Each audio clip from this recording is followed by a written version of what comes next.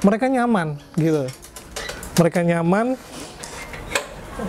nyaman dan mereka sangat suka dengan yang saya buat seperti ini, Mas. Tidak saya buat-buat.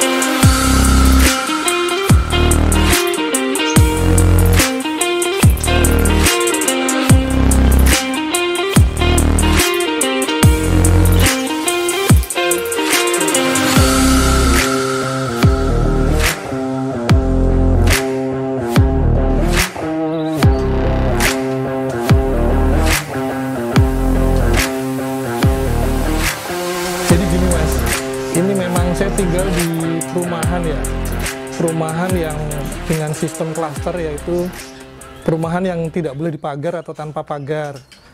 Tapi karena hobi dan burung-burung ini adalah sebagian dari jiwa saya juga, ya mau nggak mau saya bawa ke perumahan. Memang lucu sih, kalau melihat perumahan kayak gini kok ada kandang, tapi saya buat seindah mungkin, saya tata dengan rapi, dan saya penuhi dengan tanaman-tanaman biar nggak terlalu kelihatan kalau ada kandang gitu loh, Mas.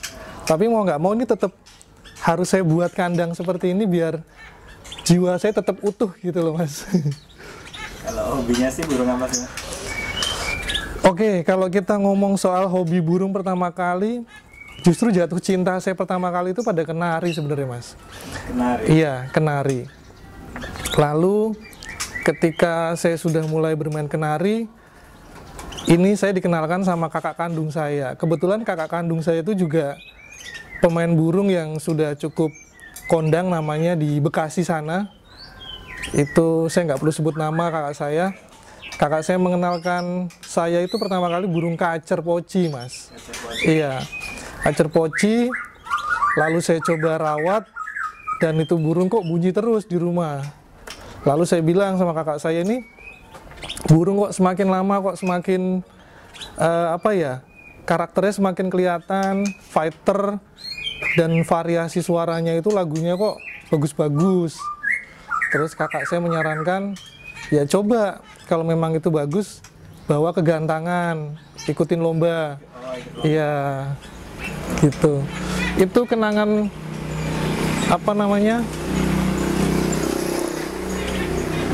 jadi di lomba itulah saya pertama kali belajar indahnya main kacer. Kacer itu kan identik dengan ekor yang terbuka, dengan bukaan paruhnya yang lebar, geser-geser, sujud-sujud, dan masih banyak lagi ya, Mas ya. Sampai pada akhirnya saya benar-benar jatuh cinta sama kacer. Saya melupakan cinta saya pada kenari, tapi kenari tetap itu sudah jadi sebagian hobi saya. Jadi mau nggak mau tetap ada kenari, kacer menjadi pilihan utama saya. Eksotik, nek kowe wani dolanan kacer, wis karena gue. Terus sampai pindah ke burung murai itu? Sebenarnya nggak pindah, Mas. Jadi ketika saya bermain kacer, saya sampai gonta-ganti jagoan itu, dan akhirnya ada temen yang nyeletuk tapi sedikit membuat saya tertantang. Mbok, dinaikin levelnya ke level murai. Saya bilang, apakah sudah dengan murai berarti level saya lebih baik? Saya bilang begitu. Tapi ya cuma iseng-iseng aja, cuma gojekan, Mas, gojek kereto di lapangan. Dan nggak tahu kenapa ada orang dari Bantul menghubungi saya, nih saya punya murai bagus, tapi jenisnya jenis Nias. Nggak pakai pikir panjang karena sudah teman akrab, saya samperin ke sana, langsung saya bawa pulang ke Klaten, dan saya lombakan, menang juga. Walaupun cinta saya masih di kacer, kok sedikit murai ini juga membuat saya sedikit berpaling dari kacer gitu. Sampai pada akhirnya tibalah pandemi kemarin, saya belum puas main murai, akhirnya ya sudahlah pandemi, saya iseng-iseng bikin kandang dua kandang. Iya, 2 kandang untuk ternak, cuma iseng sebenarnya Mas. Karena udah pandemi, nggak ada gantangan buka, dan banyak, saya termasuk orang yang dirumahkan waktu itu. Artinya, iya, gara-gara PPKM, pandemi berkepanjangan, hotel-hotel tutup, Mas, saya kerja di hotel.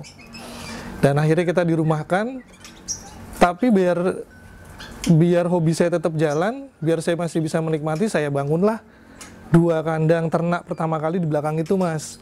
Tadi jenengan sudah lihat, saya masukkan di situ niasnya, dan akhirnya nias itu saya belikan pasangan, kok yo jadi sampai akhirnya produk, saya kurang puas. Saya masih punya lahan lagi, saya bikin 3 kandang lagi yang baru ini di depan. Gitu. Kalau untuk jenis murainya, itu emang nias semua atau gimana? Enggak, yang nias kebetulan sudah diambil lagi sama orang yang teman saya itu yang jual ke saya. Gitu, karena saya bilang, saya pengen fokus ekor putih atau Medan, dan dia nggak mau burung itu pindah tangan, kasihkan ke saya lagi aja. Lalu murai itu saya kasihkan ke dia, dan dibawa pergi ke Bantul lagi, ke asalnya. Lalu uang hasil penjualan itu saya belikan sepasang ini, Mas. Sepasang? Iya, sepasang, masih trotol waktu itu. Trotol, pas lepas trotol, kok si jantan ini kok fighter. Saya coba di lapangan dan dia juara. Saya masukin ke kandang ternak lagi, dan akhirnya jodoh ketika si betina lepas trotol, lalu rapihkan bulu dewasa, akhirnya mereka kawin sampai sekarang sudah produk. Kurang lebih sudah jalan produk ini hampir 7 bulan, sudah menetaskan 9 anak. 9 anak, aslinya ada 10, tapi yang produk kedua 1 mati. Karena mungkin waktu itu kondisinya juga cacat, dilolohkannya juga kurang maksimal, dan setelah itu sampai sekarang ini kondisinya sedang mabung nih, Mas. Ini baru beres mabung. Kurang lebih 3 bulan mereka tidak produk, dan sekarang si betina angkrem lagi. Oh iya. Iya. Ada kriteria khusus nggak, Mas? Murai yang bagus untuk di breeding lah, masukin kandang lah. Ada? Iya. Jujur saya jual kualitas sebenarnya, Mas. Kalau masuk dalam kriteria khusus, saya jawab iya. Karena saya mau semua yang masuk kandang ternak saya adalah jantan-jantan yang sudah tes lapangan dan juara. Berarti ada ternak juara. Iya, betul. Jadi yang saya jual di sini, yang saya ternak di sini adalah terah-terah juara semua. Iya. Untuk perawatan sebenarnya saya tuh udah lost doll ya, Mas. Dulu ketika saya mendirikan kandang ini, teman-teman banyak yang bilang, itu terlalu di pinggir jalan, banyak lalu lalang, apalagi saya punya anak kecil dan ada anjing juga di sini, katanya susah nanti nggak akan produk. Dan itu benar, memang iya. Pertama kali saya ternak murai itu lama, Mas, sampai kalau nggak salah setelah penjodohan itu bulan ke-5 itu baru mereka mau kawin, baru mau unjal. Si betina mulai mungutin untuk sarangnya, dan itu memang saya lihat lama ya, sampai akhirnya masuk ke bulan 9, hampir setahun, mereka baru terpantau si betinanya angkrem. Nah, ternyata emang benar kalau di jalan berisik itu membuat mereka tuh tidak nyaman atau gelisah, dan akhirnya mempengaruhi di produksi. Nah, tapi ketika itu juga saya yakin bagaimana caranya mereka biar nyaman. Jujur ya, Mas, sebenarnya rahasianya juga ada di sini nih, Mas. Ini banyak pohon-pohon di sini, dan satu jenis, ya, banyak tanaman ya saya namakan teras hijau itu tadi ya. Karena semakin mereka hijau, si burung-burung ini merasa kayak ada di habitatnya. Nah, dari situlah saya mulai lost karena ini produk pertama yang agak seret, walaupun dia produk tapi agak lambat. Dan akhirnya dengan tanaman-tanaman banyak ini, mereka produk terus, saya tidak puas, saya bikin kandang yang baru lagi, dan mereka nyaman dan produksinya nggak masalah gitu loh. Gitu. Dan ini adalah jalur utama semua, lewat sini motor parkir di sini, mereka nyaman gitu. Mereka nyaman dan mereka sangat suka dengan yang saya buat seperti ini, Mas. Tidak saya buat-buat. Gitu. Kalau untuk makannya sendiri ekstra nggak, Mas? Iya, kalau saya kasih makan mereka itu cuma sekali tok, Mas, pagi tok.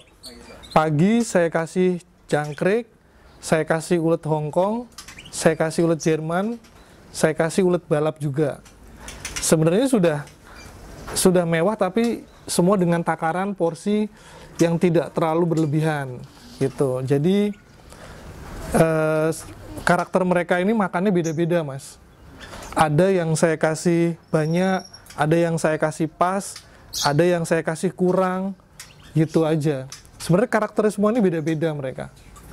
Ini full jangkrik atau tetap dikasih pur? Ada purnya, tapi 2 penjodohan yang baru ini tidak mau makan pur. Berarti full jangkrik? Iya, full jangkrik. Dari 5 kandang ini kan baru ada 3 jodoh ya, Mas ya. 3 jodoh, 1 jodoh yang sudah jalan, 2 jodoh itu adalah jodoh baru. Jadi untuk yang sudah jalan ini sangat-sangat lancar nih, Mas, produksinya. Dia sebulan itu 3 telur dan menetas 3-3-nya. Iya, jadi sebulan itu saya bisa menghasilkan 3 anak. Karena kan saya baru nih, Mas, memulai. Itu dari satu kandang lah ya? Satu kandang. Dan karena saya baru memulai, belum ada setahun ini, Mas, produksinya berjalan. Jadi mungkin ke depannya mudah-mudahan harapan saya ya sebulannya bisa menghasilkan 6-7 ekor. Kalau hasilnya perawatan itu udah ada apa sih, Bu? Sudah ada. Berarti udah ada yang dijualin ya? Kalau yang sudah dijual sudah banyak ya, Mas ya. Mungkin ada dari 9 itu saya sudah jual 4. Iya, saya sudah jual 4 dan saya pakai sampel sendiri itu 2. Yang saya jual 4 itu kemarin cukup beraneka ragam ya, Mas. Ada yang dari Gunung Kidul itu sampai ke sini. Terus ada orang Wonogiri ke sini juga. Dan yang paling jauh itu orang Demak. Orang Demak, dia main ke sini. Dia mantau burung saya itu hampir 3 jam dan akhirnya dia bawa pulang itu. Dan sampel yang saya bawa dari produk pertama, katanya orang Jawa nih, Mas. Katanya produk pertama itu pantang dijual. Iya, nggak boleh dijual.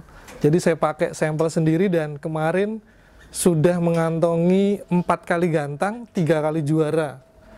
3 kali juara, jadi ini produknya benar-benar saya baru pakai umur 8 bulan ini.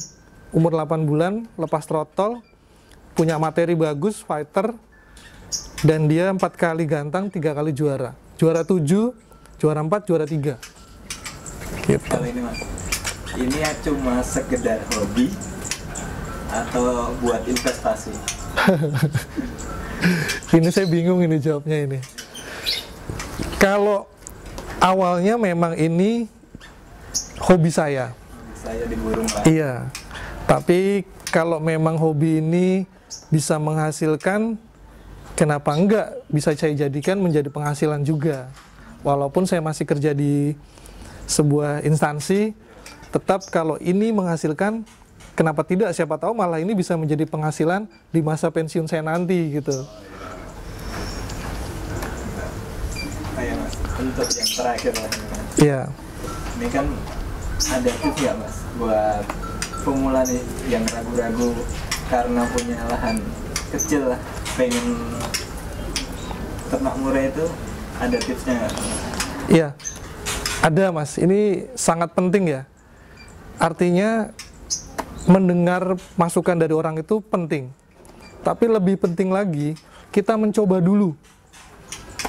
Orang banyak bilang ini lahan terlalu kecil, pinggir jalan, banyak lalu lalang dan burung akan stres tidak jadi. Betul, memang iya. Pada dasarnya seperti itu. Tapi bagaimana cara kita membuat mereka senyaman mungkin dengan lahan yang kecil? Saya cuma punya lahan berapa ini, Mas? Paling cuma ini lahan saya cuma 5 kali 4 ini. 5 kali 4 saya bikin 5 kandang. Kalau tips yang buat pemula, seminim pun lahan yang ada, yang penting yakin dulu. Yakin dulu, buat dulu. Kita kan nggak tahu, kalau kita cuma dengerin orang, masukan orang, nanti nggak jadi loh gini. Ya kalau kita nggak coba, kita mana tahu. Karena saya berani mencoba, dengan modal yang cukup lumayan lah waktu itu, saya mengembangkan ini, dan akhirnya lihat modal saya sudah kembali dan saya sudah untung berlipat-lipat gitu. Dari hobi ya? Dari hobi. Kalau untuk nama petfamnya nih, Mas? Nama apa? Nama petfamnya apa nih? Saya bikin sesuai dengan keadaan di sini, karena di sini saya meliharanya cuma di teras, seharusnya yang menjadi tempat garasi. Tadinya saya berpikiran garasi hijau, tapi karena ini adalah teras bukan garasi, jadi menjadi teras hijau bird farm Klaten gitu.